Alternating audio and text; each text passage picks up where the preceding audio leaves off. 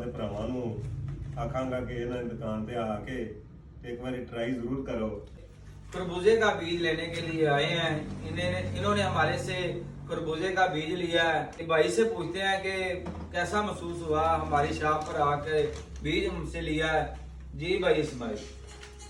आम दुकानदारों से मुख्तलिफ है।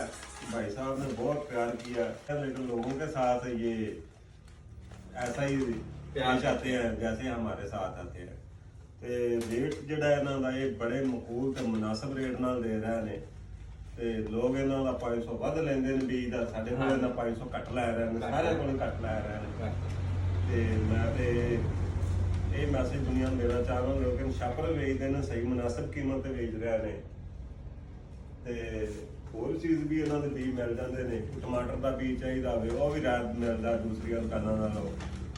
ਤੇ ਮੈਂ ਆਪਣੇ ਭਰਾਵਾਂ ਨੂੰ आखांगा कि इन्हां दी दुकान ते आके एक बार ट्राई जरूर करो, फिर तुहानू पता चल जाएगा कि फर्क है या नहीं। तो दोस्तों ये भाई इस्माइल थे, क्यों ये सारी तफसील के साथ भाई इस्माइल ने बयान कर दिया है मेरे दोस्तों के लिए।